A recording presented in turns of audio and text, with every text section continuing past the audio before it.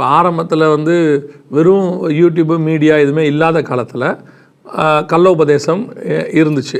அந்த கள்ளோபதேசம் யாராவது 2 பேராக வீட்டுக்கு வருவாங்க. அவங்க வந்து அந்த கள்ளோபதேசத்தை சொல்லுவாங்க. சர்ச்சுக்கு தெரியாமல் இது நடக்கும். ஆனால் அந்த 2 பேர்கள் வழியாக தான் அது வரும். ஆமாம். அதே நேரத்தில் நல்ல உபதேசம் அந்த ஒரு சர்ச் வழியாக தான் இவங்களுக்கு கிடைக்கும். ஒருவேளை அந்த சர்ச்சு பாஸ்டருக்கு அந்த நல்ல உபதேசத்தில் ஸ்ட்ராங்காக இல்லாட்டி விசுவாசியும் ஸ்ட்ராங்காக இருக்காது. அப்போ அந்த கள்ளோபதேசக்காரன் வரும்போது அவன் பாதிக்கப்பட்டுரும். இதில் அட்வான்டேஜ் இருக்குது, டிஸ்அட்வான்டேஜ் இருக்குது. பட் இன்றைக்கி மீடியா வந்தபோது சத்தியம் எதுன்னு ஜனங்களுக்கு ஓரளவுக்கு நல்லா தெரியுது. அதே நேரத்தில் கள்ளோபதேசமும் நிறைய வருது. ஆமாம், ஓகேவா? ஸோ அதுலேயும் அட்வான்டேஜ் இருக்குது, இதுலேயும் அட்வான்டேஜ் இருக்குது. நீங்கள் கேட்டது வந்து அந்த காலத்தில் வெறும் இது மட்டும் இருந்துச்சு, அப்போ ஒரு ப்ராப்ளம் இல்லை இருந்துச்சு. நீங்கள் மீடியா வந்தபோது இவ்வளோ வருதுன்னா இது வரும்போது அதை அக்செப்ட் பண்ணிக்க தானே வேணும். ஆமாம். அதாவது வெறும் மழை பெய்யும் போது அதுக்குரியதான ஒரு காரியங்கள் நடக்கும், புயல் அடிக்கும் போது அதுக்குரிய காரியங்கள் ஒன்று நடக்கும். ரெண்டுத்துலேயும் அட்வான்டேஜ் இருக்குது, டிஸ்அட்வான்டேஜ் இருக்குது. சரி, இப்போ நம்ம என்ன பார்க்க போகிறோம் அப்படின்னு கேட்டிங்கன்னா, இப்போ சர்ச் இந்த காரியம் இருக்குது. போன இதில் வந்து நம்ம அந்த ஸ்திரீ கற்புள்ள ஸ்திரீயாக இருக்கணும், ஆயத்தை பண்ணுன்றது பார்த்தோம்ல. இப்போ நீங்கள் கேட்டது சத்தியத்தை பற்றி கேட்குறீங்க. அந்த சத்தியத்துலேயும் போன இதையும் நான் லிங்க் பண்ணி உங்களுக்கு சொல்கிறேன். என்னென்னா, பவுல் சொல்லும்பொழுது உங்களை ஒரே புருஷனுக்கு கற்புள்ள கன்னிகையாக ஒப்படைக்க நான் வைராக்கி கொண்டிருக்கிறேன்றதான் போன இதில் பார்த்தோம். ஆனால் அதில் அந்த கற்புங்கிறது எப்படி போகுதுங்கிறதுக்கு அவர் ஒன்று சொல்கிறார். என்ன சொல்ல வராரு அப்படின்னு கேட்டிங்கன்னா, சர்ப்பமானது ஸ்திரீயானவளை வஞ்சித்தது போல உங்கள் மனதும் கிறிஸ்துவை பற்றினதான உண்மையினின்று விலகி விடுமோ என்று நான் பயந்திருக்கிறேன் அப்படிங்கிறார். ஆமாம். இங்கே தான் விஷயம் வருது. சர்ச் ஒரு உபதேசத்தை கொடுக்குது, நீங்கள் கரெக்டாகவே கொடுக்குறீங்க. ஆனால் அந்த நேரத்தில் இன்னொரு உபதேசம் பக்க வழியாக உள்ள நுழையுது. இதான் நீங்கள் கேட்குறீங்க. அன்னைக்கு இந்த உபதேசம் யாரோ 2 பேரால் வீட்டுக்குள்ளே வந்துச்சு, இன்றைக்கி மீடியா வழியாக வருது. ஆக மொத்தத்தில் கள்ளோபதேசம் வெளியிருந்து உள்ளே வருது. அன்னைக்கு நம்ம பர்மிஷன் கேட்டு வந்தாங்க, இன்றைக்கி வித்தவுட் பர்மிஷன் மொபைலில் உள்ளே வருது. இல்லை, இப்போவும் பர்மிஷன் தான். நீங்கள் அந்த ஆப்பை டவுன்லோட் பண்ணி பர்மிஷன் கொடுத்தா தான் அது உள்ளே வரும். நீங்கள் ஃபோனை ஆன் பண்ணால் தானே வரப்போகுது இல்லையா? நான் என்ன வச்சு சொல்கிறேன், யாரை வச்சு சொல்ல. ஒரு பீரியடில் நான் என்ன சொல்லிட்டு இருந்தேன்னா, எல்லாத்தையும் என்னால் மேற்கொள்ள முடியுது. இந்த ஃபோனில் வர நோட்டிஃபிகேஷன் வீடியோஸ், யூடியூப்பில் சம்டைம் இந்த கூகுளில் வந்து நியூஸ் நோட்டிஃபிகேஷன்ஸ் வரும், போட்டு வச்சுருப்பேன். இதை அவாய்ட் பண்ணவே முடியல, வந்துக்கிட்டே இருக்குது. நான் பார்க்கக்கூட நினைக்கிறேன், பார்த்துறேன். அப்புறம் இன்னிலேருந்து நான் பார்க்கவே மாட்டேன் அப்படிங்கிற ஒரு நோட்டிஃபிகேஷன் வருது. உள்ளே போகிறேன், போய் பார்க்குறேன். அப்போது ஒரு நியூஸ் ஒன்று வருது, அமெரிக்காவில் இப்படி நடக்குது. அப்படியே கீழே பார்த்தா ரஷ்யாவில் இப்படி நடக்குது. அப்படியே கீழே பார்த்தா இந்த நடிகைக்கு கல்யாணம் அடுத்து வருது. இப்போ அப்படியே நான் என்ன செய்கிறேன், ஐயோ நோட்டிஃபிகேஷன் பார்க்கக்கூடாது. இப்போ ஆண்டவர் சொன்னார், ஃபோனை கீழே வச்சுட்டு, நோட்டிஃபிகேஷன் வந்தாலும் பார்க்காத, ஃபோனை வச்சுரு, வேலை முடிச்சு. இல்லையா, நோட்டிஃபிகேஷனை ஆஃப் பண்ணிவிடு, வேலை முடிஞ்சிச்சு. ஸோ என்னுடைய பெர்மிஷன் இல்லாமல் ஒரு நாளும் பிசாசு என்னை என்ன செய்ய முடியாது, தொட முடியாது. என்கிட்ட இடம் இருந்தால்தான் அவன் உள்ளே வரப்போகிறான். இயேசு சொல்கிறாரு, உலகத்தின் அதிபதியான என்னிடத்தில் வருகிறான், அவனுக்கு என்னிடத்தில் ஒன்றுமில்லை, இருந்தால் வரப்போகிறான். ஆமாம். ஸோ இப்போ சர்ச் வந்து என்ன செய்யுதுன்னா, நிறைய கள்ள உபதேசம் வருது. நீங்கள் சொல்கிறது உண்மை, ஃபேக்ட், நிறைய உள்ளே வருது. அப்போ இந்த கள்ள உபதேசம் உள்ளே வரும் பொழுது சபை எங்கே ஸ்ட்ராங்காக இருக்கணும்னா, எனக்கு கொடுக்கப்பட்ட நல்ல உபதேசத்துக்கு இந்த கள்ளோபதேசத்துக்கும் உள்ள டிஃபரன்ஸ் என்ன? முதல்ல இன்னைக்கு சர்ச்சுக்கு எது சத்தியம்னே தெரியாது. ஆமாம். வசனம் எல்லாம் சத்தியம் அல்ல, சரியா? வசனம் வேறு, வசனம் இருக்குது. அந்த வசனத்தை சத்தியமாக போதிக்கிறவங்களும் இருக்காங்க, அந்த வசனத்தை கள்ளோபதேசமாக போதிக்கிறவங்களும் இருக்காங்க. ஒரே வசனம் தான். ஆமாம், சரியா? இப்போ ஒரு உதாரணத்துக்கு சொல்கிறேன். ஒருத்தர், இது நடந்த சம்பவம் தான், என் நாமத்தினாலே எவைகளை கேட்டாலும் நான் உங்களுக்கு தருவேனுங்கிறது வசனம், ஃபேக்ட். ஆமாம், அப்படியே இருக்கு. இவர் என்ன பண்ணுறாரு, ஒரு ரோட்டில் இருக்கிற கார் மேலே கை வச்சு, ஆண்டவரே நாமத்தினால எதை கேட்டாலும் தருவீர் சொல்லியிருக்கிறாரு, எனக்கு இந்த காரை தாங்கப்பா. இவர் ஏன் இப்படி கேட்குறாருன்னா, இவருக்கு ஒருத்தர் போதிச்சிருக்கிறாரு, நீ எது கிளைம் பண்ணாலும் கர்த்தர் உனக்கு தருவார், நீ கிளைம் பண்ணுறதை தருவாருன்றாரு. இப்போ ஒரு கை வச்சு ஜெபம் பண்ணுறாரு. இப்போது ஒரு நாள், இது என் எதிரில் நடந்த சம்பவம் தான். இவர் கை வச்சு ஜெபம் பண்ண, நான் கேட்டேன் என்ன பண்ணுறீங்கன்னு கேட்டேன். அப்போ அவர் சொன்னார், கை வச்சு ஜெபம் பண்ணால் கிடைக்கும்னு சொன்னாங்க. நான் சொன்னேன், எப்படி கிடைக்கும், கை வச்சு ஜெபம் பண்ணால் கிடைக்காதுன்னு. உடனே அவர், இல்லை கிளைம் பண்ணால் கிடைக்கும், என் நாமத்தினால எதை கேட்டாலும் தருவேங்கன்னு கர்த்தர் சொல்லியிருக்கிறாரு. வசனம் உண்மை. இவர் பண்ணுறது என்னென்னா, கை வச்சு கிளைம் பண்ணுறாரு. இதுக்கு சொல்லி கொடுத்தவர் இன்னொருத்தர். ஆனால் இங்கே எங்கே மிஸ்டேக் ஆகுதுன்னா, இவர் கை வச்சு ஜெபம் பண்ணுறது இன்னொருத்தருடைய காரை. அதை எப்படி கர்த்தர் கொடுக்க முடியும்? ஆமாம், ஓகே சரி விட்டுருங்க, நான் இந்த மாதிரி ஒன்று கொடுங்கன்னு ஜெபம் பண்ணுறேன், இது சரியா அப்படின்னா, இது என்ன அடிப்படையில் வருது? என் நாமத்தினாலே எதை கேட்டாலும் தருவேன் அப்படின்னு நீங்கள் சொல்லியிருக்கிறீங்க, சரியா? இப்போது விஸ்வாவுக்கு ஒரு கேள்வி, சரியா? இளையகுமாரன் வந்து அப்பா கிட்ட சொத்து பிரித்து கேட்குறாரு. ஆமாம். இல்லையா? அப்பா சொத்தை பிரித்து கொடுக்குறாரு, சரியா தப்பா? சரி. எப்படி சரின்றீங்க? ஏன்னா அவனுக்கு ரைட்ஸ் இருக்குது, அவனுக்கு வயசும் இருக்குது. ஸோ இந்த நாட்களின்படி 18 வயசு ஆனால் அப்பா சொத்தை கேட்க ரைட்ஸ் இருக்குது. அதுபடி அவனும் கேட்டான். அவங்க அப்பா கொடுத்தாங்க, அதனால் கரெக்டுன்னு சொன்னேன். ரைட்டு. ஆனால் இப்போ அந்த பையன் அதை அழிக்க போகிறான்னு அவங்க அப்பாவுக்கு தெரியும். பையன் மோசமான பையன். ஆமாம். சரியா? இப்போ வந்து கேட்குறான், அப்பா கொடுத்தது சரியா தப்பா? தப்பு. என்ன ஒரே நிமிஷத்தில் இப்படின்ட்டீங்க? ஏன்னா அவன் அழிச்சிருவான்னு தெரிஞ்சதும் யாரும் கொடுக்க மாட்டாங்க. ஓகே, இப்போ என்ன இங்கே பிரச்சனை இருக்குன்னா, நீங்கள் ஃபஸ்ட்டு சொன்ன பாயிண்ட் கரெக்ட். எனக்கு ரைட்ஸ் இருக்குது, ஏஜ் ஆயிடுச்சு, ஏன் சொத்தை கொடுங்க. இதை தான் என் நாமத்தினால எதை கேட்டாலும் தருவேன். வசனம் இருக்குது, நீங்கள் தான் சொல்லியிருக்கீங்க கொடுங்க.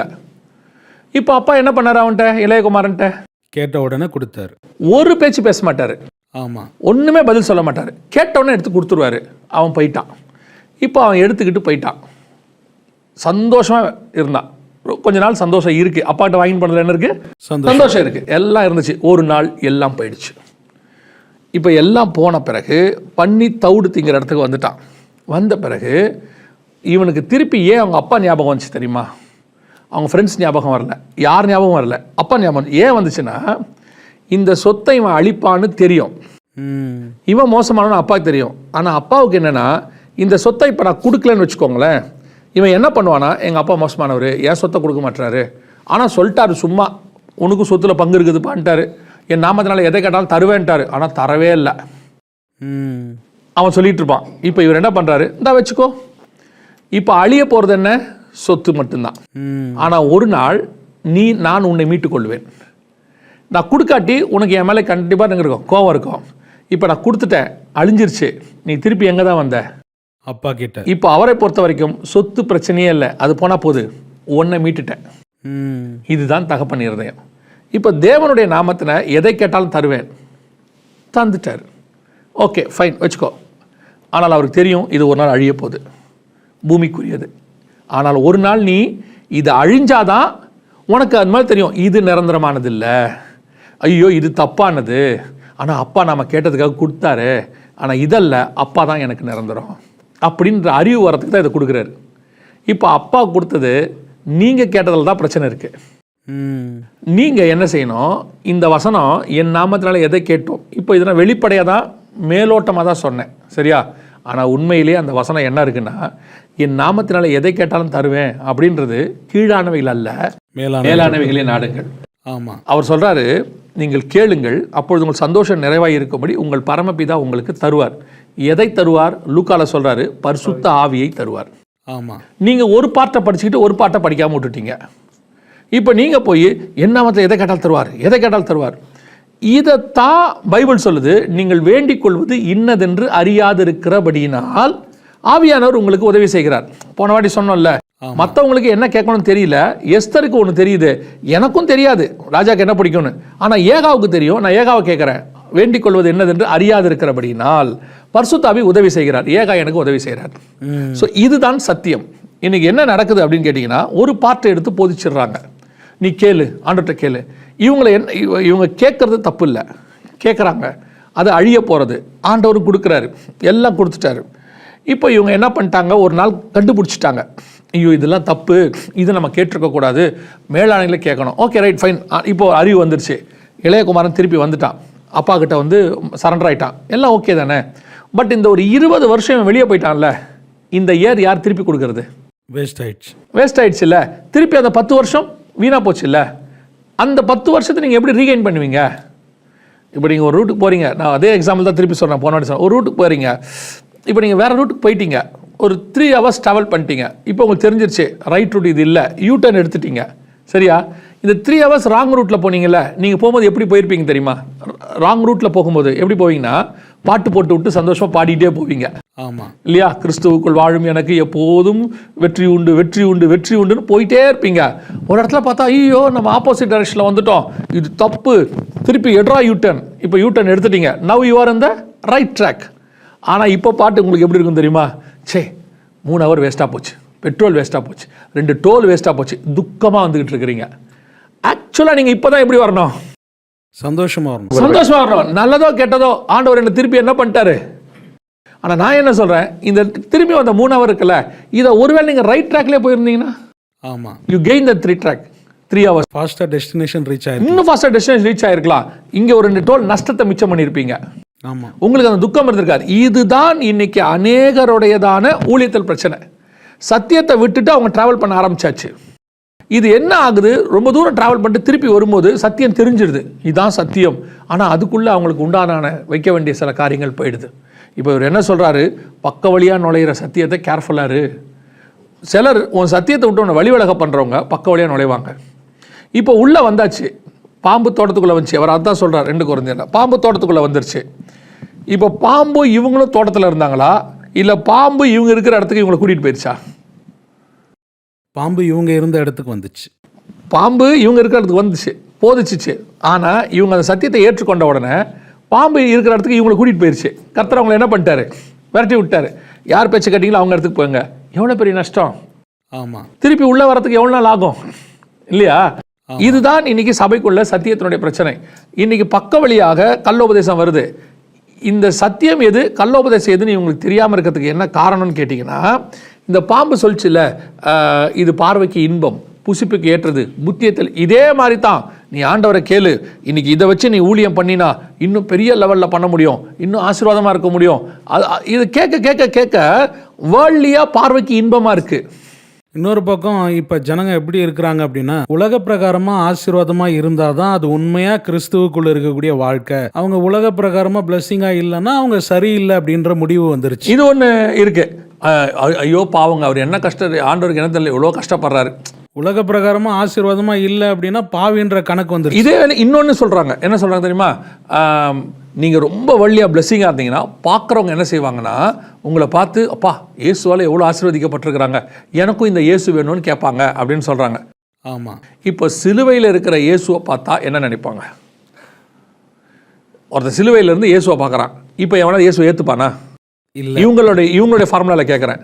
ஆமாம், ஏற்றுக்க மாட்டான்ல. ஏற்றுக்க மாட்டான். ஆனால் அங்கே இருக்கிற ரோமா 100க்கு அதிபதி என்ன சொல்கிறான் தெரியுமா, சிலுவையில் தொங்குறாரு, அடிக்கப்பட்டிருக்கிறாரு, தொங்கிட்டு இருக்கிறாரு, நடந்த சம்பவங்களை கண்டு இவர் மெய்யாகவே தேவனுடைய குமாரன் என்றான். தேவகுமார். இவங்க லைஃப் லாங் சொல்ற சுவிசேஷத்தை சிலுவையை பார்த்த நிமிஷத்தில் அவன் கண்டுபிடிச்சிட்டான்.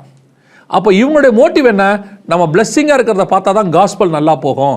மற்றவங்க நம்மளை பார்த்து என்ன சொல்லுவாங்க, பாருங்க இயேசு எப்படி ஆசீர்வச்சிருக்கிறாரு, என்ன ஆசீர்வச்ச தேவன் உன்னையும் ஆசீர்வதிப்பார், எனக்கு பெரிய கிரெடிட் கார்டு கொடுத்தார் உனக்கும் கொடுப்பார், எனக்கு BMW கொடுத்துப்பார் உனக்கும் கொடுப்பார், இந்த இயேசு கிட்ட வா. No, it's a wrong gospel.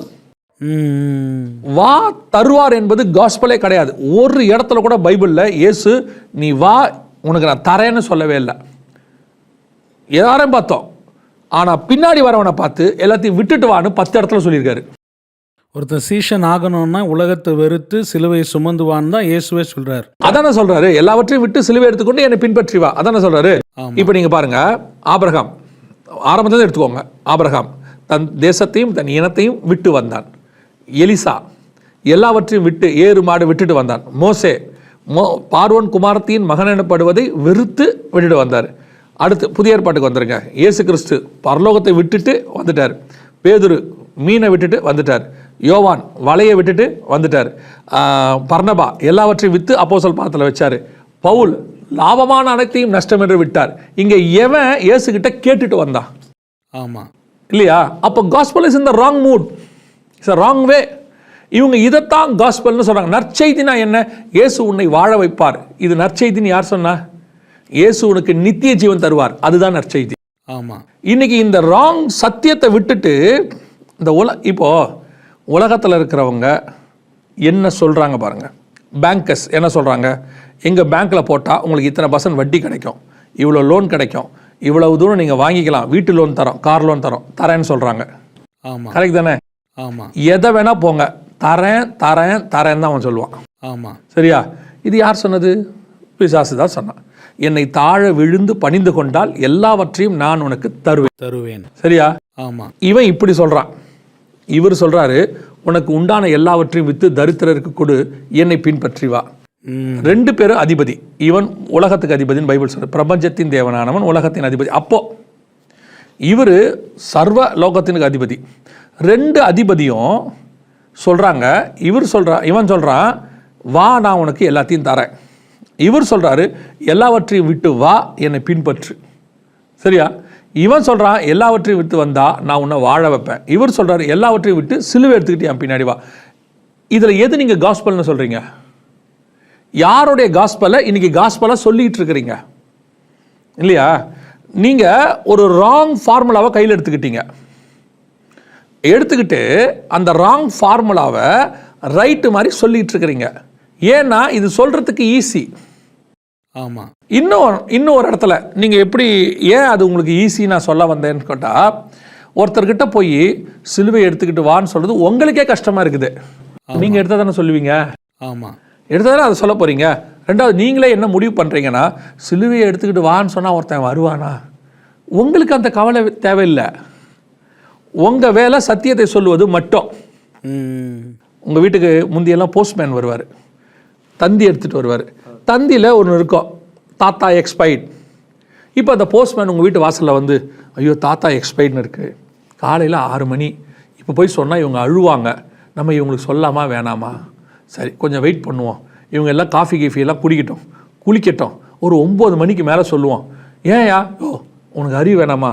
காலங்காத்தால் எழுப்பி சாவு செய்தி சொல்கிறதுக்கு எந்த மனுஷனாக சொல்லுவானா? உனக்கு அறிவு இருக்குதான்னு கேட்டால் போஸ்ட்மேன் வேலை போயிடும். ஆமாம். ஏங்க உனக்கு வேலை என்ன? அவர் செத்துட்டாருன்னு சொல்கிறது உன் வேலை, போய் சொல்லு. மேலதிகாரி என்ன கேட்பாரு? சார் மனிதாபிமான முறைப்படியில், இந்த மனிதாபிமான முறைப்படிலாம் இங்கே வேணாம், உன் வேலை அவனுக்கு கொண்டு போய் நியூஸ் கொடுக்கறது. அந்த நியூஸை சொல்லு, அதில் ஆசீர்வாதம் இருக்குதா உன் பார்வைக்கு இருக்கு. இப்போ இப்படி எடுத்துக்கோங்க, செத்துட்டாருன்னு இவர் சொல்லலை, அவங்க மேலே உள்ள நல்ல எண்ணத்தில் இவர் சொல்லலை. இவர் ஒரு 6 மணி நேரம் கழிச்சு பொறுமையாக நாசுக்கா ஒரு 11 மணிக்கா அந்த வீட்டில் உள்ளவங்களுக்கெல்லாம் ஃப்ரைட் ரைஸ்லாம் வாங்கிட்டு போயிட்டு, முதல்ல ஃப்ரைட் ரைஸ் சாப்பிடுங்க, நல்லா சாப்பிடுங்க, பலப்பட்டுட்டிங்களா, தண்ணி குடிங்க, சேரை நல்லா சாஞ்சி உக்காந்துட்டிங்களா, தாத்தா செத்துட்டாரு அப்படின்னு நீங்கள் சொல்கிறீங்க. அவங்க ஒரே அற விடுவான். காலைல 5 மணிக்கு நீ சொல்லியிருந்தனா பஸ்ஸு பிடிச்சி எங்கள் தாத்தா சாவை நான் இந்நேரம் போய் பார்த்துருப்பட மாட்டேனா? நீ 11:30 மணிக்கு மேலே வந்து சொல்கிறேன் எங்கள் தாத்தாவை எடுத்துட்டாங்கடா, இனிமேல் நான் யாரை போய் பார்ப்பேன் சொல்லுவானா மாட்டானா? சேம் விஷயம் வந்து இன்றைக்கி உள்ளது தான். ஆனால் விஷயம் ஒன்று தான், நீங்கள் இயேசுவருடைய மரணத்தையும் இயேசுவோடைய சிலுவை பாடுகளையும் இயேசுவை பற்றி நீங்கள் சொல்லாமல் மறைக்க மறைக்க மறைக்க அவன் போக வேண்டிய இடத்துக்கு போகாமையே இருக்கான். அவனை ஈஸி சேரில் சாய்க்கிறீங்க, ஃப்ரைட் ரைஸ் கொடுக்குறீங்க, ஐஸ்கிரீம் கொடுக்குறீங்க, கூல் கூல். ஒரு விஷயம் இருக்குது, நரகம் இருக்குது, பரலோகம் இருக்குது. பட் இப்போ சொன்னால் நீ வருத்தப்படுவ, பரலோகம் நரகம்லாம் சொன்னால் நீ வருத்தப்படுவ. வேணாம் என்ன கூட ஃப்ரைட் ரைஸ் சாப்பிடு, இயேசு உன்னை ஆசீர்வதிப்பார். நல்லா ஐஸ்கிரீம் சாப்பிடு, உன்னை பலுகி பெருக பண்ணுவார். நல்லா சாஞ்சி உக்காரு, உன்னை இளைப்பார பண்ணுவார். ஒரு நாள் அவன் உன்னை அறவிட போகிறான். நான் எப்பவுமே சொல்வேன், விசுவாசி நரகத்துக்கு போகிறத விட ஊழியக்காரன் நரகத்துக்கு போனால் ஆபத்து. சத்தியத்தை சொல்லணும்னா சத்தியத்தை சொல்லணும், சத்தியத்தை சத்தியமாக சொல்லித்தான் ஆகணும். உங்களுக்கு ஃபில்டர் பண்ணுறதுக்கு இதில் எந்த விதமான முகாந்தரமும் கிடையாதுல்ல. ஆமாம். அமெரிக்க ஜனாதிபதியாக ஃபஸ்ட்டு ஜனாதிபதி உங்களுக்கு தெரியும், ஜார்ஜ் வாஷிங்டன் அப்படின்னு சொல்லி.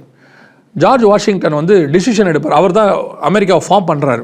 அவர்கிட்ட ஒரு குணம் உண்டு, அது வந்து இன்னைய வரைக்கும் போலீஸ்லேருந்து எல்லாரும் ஃபாலோ பண்ணுறாங்க. ஜனாதிபதி வந்து அப்போ ஒரு ஜனாதிபதி இல்லை, அப்போ தான் அவர் ஃபார்ம் பண்ணுறாரு. ஸோ தனக்கு கீழே இருக்கிற இராணுவ வீரர்களுக்கு, அவர் வந்து இராணுவ தளபதி, வீரர்களுக்கு இதை செய்ப்பா அப்படிம்பார். சொன்ன உடனே அவர் கூட இருக்க தளபதி, ஐயா இந்த ரூட்டில் போனாங்கய்யா, அவங்கள பிடிக்கிறது கஷ்டம், நம்ம இப்படி ஷார்ட்கட்டில் போகலான்னு அவர் அடுத்த வார்த்தை சொல்லுவார், டூ வாட் ஐ சே, நான் என்ன சொல்கிறேன் அதை செய். அப்போ ஒரு நாள் ஒருத்தர் கேட்டாராம், கூட இருந்த ஃப்ரெண்டு, அவன் சொன்னது நியாயம்தான்டா, இப்படி போனால் கொஞ்சம் ஈஸி தானே, நான் இன்றைக்கி சொன்னேன்னா அவன் என் ரூலுக்கு அவன் அதுக்கப்புறம் எப்போ சொன்னாலும் இவர் சொன்ன சரியாக இருக்குமா, இவருக்கு ஒரு அட்வைஸ் கொடுக்கலாம்.